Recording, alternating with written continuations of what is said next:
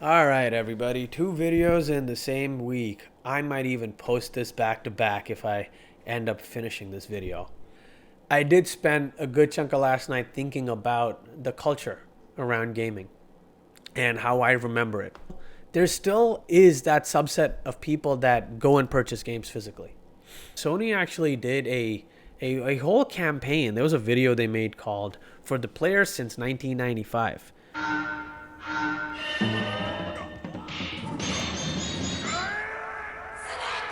Look at that, PlayStation 1. God, that was the first console that I ever played on. My cousin had it, and every time we'd go to his place for summer break, we'd all just sit and play video games all summer long.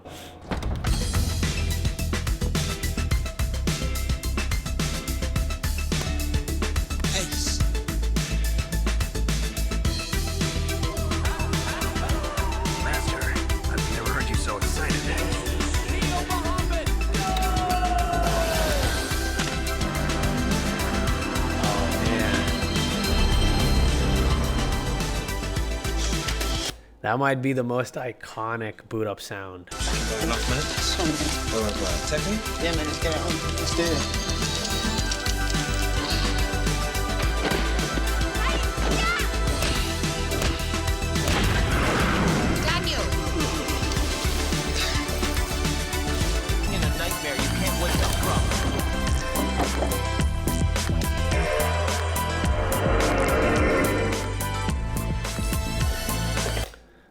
That boot up sound, it still gives me a little bit of PTSD.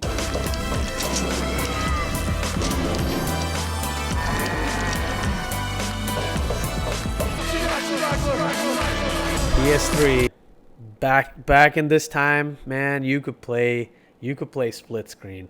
Not something you see enough these days.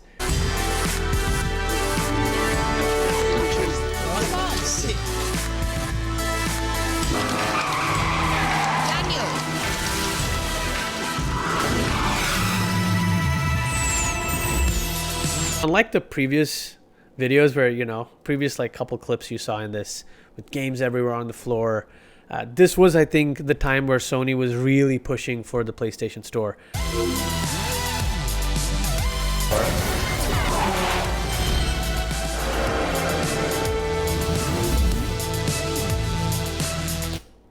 Sony clearly understood the assignment back then. They clearly understood their fan base, and I think today they don't understand their core fan base, right? I think they're lost in the spreadsheets right now. Sony went from understanding gaming culture to becoming a company that just looks at their bottom line. They just looks at their spreadsheet. And there was a video by Mystic, and I highly recommend you watch that. I'm not going to play this video entirely. I would actually recommend that you go check this out. But there's a part of this video where Mystic talks about, the core gameplay, the evangelists, the people that are collectors, people that really, really, really advocate for the platform. That's the best way to put it. All right, I think this is the part of the video where he goes into it. So listen to what he has to say. US, but we're trying to speak more broadly here, so we can't dive into so many different numbers, but I think it's very important to address the misinformation, which is that's how the ratio works. It is still, for the most part, skewing very much towards digital, and that's okay. That's the thing, right? This is the argument we don't have to sit here and make, that PlayStation's lying about their own numbers. What are we doing here, right? We all know that it's not as big as it was, and that's okay. The argument we should be making is that it should stick around for the goofy stuff I just spent 2-something minutes at the beginning of this video doing, right? It should be there for your evangelists, for your fans. There should be some sort of qualitative analysis that even though one portion of the business is not worth it, maybe we should still humor it because you have a fandom there and you want to foster that and keep them there to champion your products for as long as they reasonably want to. This is what we're talking about. It's the core fan base. It's the evangelists. It's the people that really care about the game and gaming as a whole.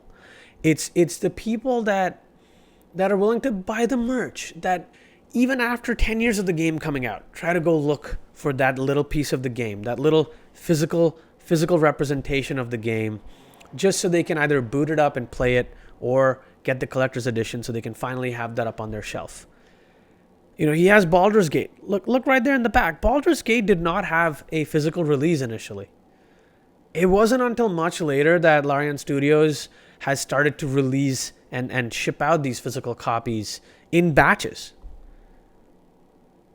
If it came out digitally, then why are gamers putting in the money to go and buy the game? Clearly, Larian Studios understands the why. That's the difference.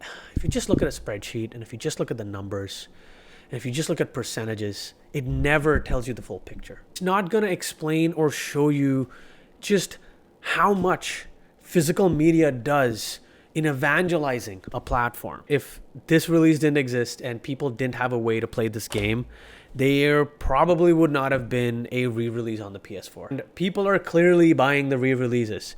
People that had the old game went and bought the new game physically. They could get the full game on this disc, and they could play that game 10 years later, like I did. An all-digital future where we own nothing, I'm sorry, but that's a future that is a snake eating its own tail. Having the option means that while a lot of studios can decide to cheap out, decide to not put an instruction manual or a map in there, the studios that care can deliver that. Because Sony as a publisher has those factories, has that avenue. It's disappointing. It's disappointing. You know, talking about this, it brings back a lot of memories, and you know, nostalgia is a powerful thing. Nostalgia is also a painful thing. This is making me want to hold on to my PlayStation 5 games and never sell them. Even the games I'm a little lukewarm on, right? A couple channels here that I'm going to shout out. Scott the Waz, a couple of videos on his game collection. Hi. You have Orbology. Highly recommend her channel. Great channel. I just discovered Laura's Cloud Saves. I recommend this channel. And obviously shout out Mystic.